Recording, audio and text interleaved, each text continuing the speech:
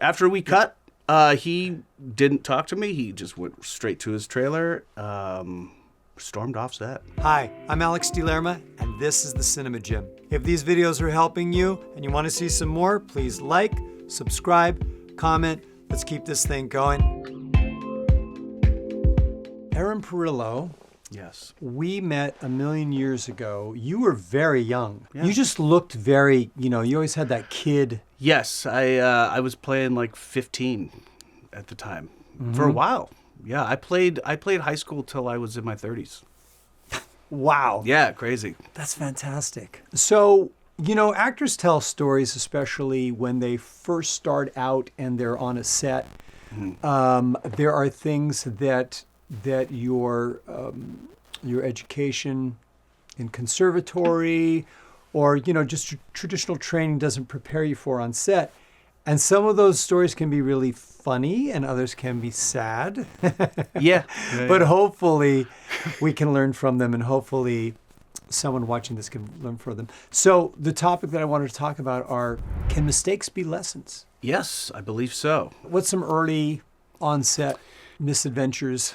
I'd been, doing some guest stars here and there on like procedural shows and things that like my dad really liked. But I booked my first show where I was actually a fan. It was True Blood, and I was invested for 3 years. HBO, I remember. HBO. I was like, oh my gosh, this is so exciting, and I'm professional. I could do the job of it, but like I was still not like gonna let the excitement die or whatever. Anyways, I go to the table read, and I'm excited, and I'm sitting down next to one of the series regulars, and I introduce myself, and and I was like, I'm a really big fan of the show. This is exciting. And he said, oh, do you think that's going to be a problem? What? Right at the table read. I'm like, no, I'm a professional. I can, no. He's like, okay. So that was, and that's very specific, right? It's not even on set or anything, but like it taught me a lesson of like, just because this person, you see them as like, maybe that character is very generous and very like a kind person. Yeah. I think subconsciously I just thought he was, I would get something else back, but Right. It threw me a little bit. It didn't ruin anything, but it was Right. definitely a lesson learned. Like, hey, maybe keep your cards a little close to your chest. Play your cards a little close to the vest when you first start out. Yeah. Did you feel until like you he get to know saw someone. you? Did you feel like he felt like, oh great, a fan got cast on the show? It was more of like kind of a, just don't mess up, like, Wow. like keep it together. Right, because I know it's going to be hard to act with me if you're right. He's Thankfully, I mean, I didn't have to do any scenes with him, which it would have been fine. But like, that's hilarious. yeah, it was totally like out of the blue for me. Yeah. But What do they say? Never meet your heroes. Never meet your heroes. Right, because yeah. they most of the time they will disappoint you. We have a certain expectation, right? We think we have a relationship with, or we think we have some insight into them, and Right. or that they have some of the qualities of the character that they portray. Right. And then so there's a couple lessons here. So that was the first thing, and that's really just kind of minor. So I was a recurring first episode I did. We got through the scene really smoothly. I was able to kind of, do the dialogue perfect and whatever. At the end of the scene, the series regular I was opposite of, he comes up and he's like, "Hey man, you did a great job, really consistent work." And Wow. and he was just really nice and gave me a lot of confidence. Next episode, I had more lines. Now the next episode, there was a big, like intense scene where this character, the same guy, had a huge monologue. It was about 3 pages long or so, and I'm interjecting, and it's an intense topic, and I happened to say a character's name wrong that we were talking about. Yeah. I just pronounced it wrong, and he cut the scene, and he's like, "You need to say it like this." I was like, "Oh right, sorry." I did it again, and he didn't talk to me for the rest of except for in the scene, and it was a long scene. He was also frustrated with the writer because he's like, this writer always does this to me with these, whatever. I'm not going to say any names. That's why I'm keeping names out of it. Right. But like, I'm messing him up now. I'm messing the star of the show up. And I did 3 more episodes with no lines. So yeah, after we cut, he didn't talk to me. He just went straight to his trailer. Stormed off set. Lesson learned, huh? Now tell me, what's the lesson there? I mean, obviously, know your lines, be prepared. It was an honest mistake. But I did it twice. Huh? I did it twice. But yes, No, but okay, you did it once, Yeah. and then he corrected you, and yes, you did it again. But does he really think that you did it on purpose? No, of course not. Come on. Maybe the lesson learned is that it wasn't my fault. Yeah. Or it's not that big of a deal. It's not that big of a deal. Right. And you probably, I'm guessing, as a young actor, you went home and thought, I blew it. Or no, I mean, weeks later when you figured out, oh, they're writing me out. But you didn't blow it. There's nothing that you could have done, right? Yeah. Because once we go ahead and say, oh, the lesson I need to learn is I must always be perfect. Well, that's just impossible. Yeah, now it's impossible. Now you're constricted. Yeah. Yeah. You can't act. Yeah. No, but I had something that's this was a good lesson. And I'm going to keep names out of it too. Okay. So I had this opportunity that was presented to me to write this film, and that they had the money.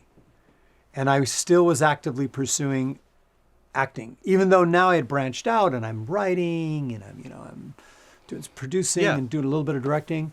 And I went, oh, this is it. Mm-hmm. And part of the negotiation was I said, I don't really want to write that, but if I could be the star. And they're like, done, you're the star. I'm like, great.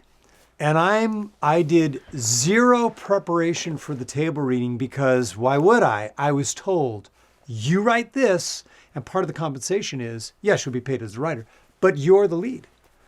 So I was so hoping my friends would do well that I was really putting more energy into oh yeah, good, okay, got that. Mm-hmm. I'm reading my lines, but I'm invested in them and watching them. So what I delivered was lackluster. It was I'm just saying the lines. Well, a little time goes by, and then I wasn't told that's why I was replaced. I was given a BS reason for why they were going to replace me. Mm-hmm. And then it was just it just crushed me. It just crushed me. And then I went, I was very, very angry at the person that made this promise to me. And the film got made, but then when in hindsight, I went, hey, dummy, this is a business. And, actors are afraid, and producers are afraid, and backers get afraid, and directors get afraid. So they're watching this person on the stage who wrote the script, and he's just phoning it in. Yeah. And that's growing, that's learning. Yep. There's another HBO show that I did after True Blood called Luck. Yes, with Dustin Hoffman. I remember this. Oh, sorry, you dropped something. Here it is, Dustin Hoffman. Oh! I wasn't going to name any names, but you just said it. So I was in a scene with Dustin Hoffman. Sorry. No, it's fine. No, because it nothing bad about Dustin Hoffman at all. We talked about I remember this. Go ahead. So I have a scene with him, and in the scene he asks me what I do outside of being an usher at the racetrack. Yeah. Because I'm ushering him to a seat, and he's asking me all sorts of questions. And I'm a DJ, and he's been in the pen for 20 years, so he doesn't know what a DJ is and all this stuff. So that's kind of like the comedy of the scene-ish. And after one of the takes, now Terry George was directing it, who wrote Hotel Rwanda. He's like an Oscar winner for so I've got Terry George and Hoffman, right? And I don't know who I'm more intimidated by. You know what I mean? Because the director, you're automatically intimidated. Well, Yeah. you shouldn't be, but like, you know, Yeah. I'm a young actor. It's Terry George, you know. Yeah. And David Milch is like the creator, right? Right. So I already NYPD Blue and right, and I booked it as a recurring character. There was going to be 2 episodes. Before I even got to set, my agent told me they're just doing the 1 episode for right now. Mm-hmm. It's David Milch. He changes things all the time. Yeah. Okay, fine. But I'm like, you know, I better do a good job. Anyways, so between one of the takes, Dustin says, "Hey, so tell me, what does a DJ do, like, physically?" I'm like, "I don't know, maybe like that." He's like, perfect. I was like, "Oh, I should do that?" He's like, I mean, and I was like, "Oh, let me ask Terry if it's all, if that's cool." And he's like, he looked at me like so disappointed. You just questioned whether you should do this. you're asking permission. I'm to asking act. permission to act, Yeah. and like, Oh no. it was too late. You know. I mean, I talked to Terry and I said, "Hey, is it okay if I do this?" He's like, "Nah, we're probably not going to use that." I'm just like, "Oh my gosh, wow, what a doofus!" I forgot that acting was fun and you're supposed to be free, and Dustin was trying to get that out of me. Right. He was trying to get that out of me. Listen, I really appreciate you sharing that. Every single actor, not every single actor, but the vast majority, I would say, they've been there where they're like, why was I afraid to try this? Or, look, the lesson that, you've heard this from a million other acting coaches. I'm not the guy that invented it. Don't ask permission to act. Now, what does that mean? That doesn't mean you can jump up on this chair, and that I can wiggle my butt in his face. That would be inappropriate. That's not what this is all about. Mm-hmm. So you can't try things as an actor just for the sake of getting noticed, to stand out, which is common for young actors, including present company included. Always, always, always just ask yourself, what is the essence of this character? Who's this character? Are they, are they a human doormat? Are they a player? Is she like Mother Teresa? Yeah. Are they maternal? Yeah. And then that basically informs how far you can go with your behavior. Yeah, knowing your clown. I've heard it. Or owning your clown. Yeah. Our friend April. But you got to know what kind of clown are you, right? So you got to know who you are in the world of this play. And then once you correctly, and I like to do it in terms of personas, whether, and then you go, yeah, I'm a young, fun-loving DJ, and this older guy has interest in me. That's exciting. And I want to kind of, unless there was something else, was there another example you wanted to? Those are that's it, basically. We're both, I appreciate you helping me convey to anybody watching this that's just kind of getting into acting, or maybe they're intermediate and they still kind of have these guardrails. They're not sure how far they can go.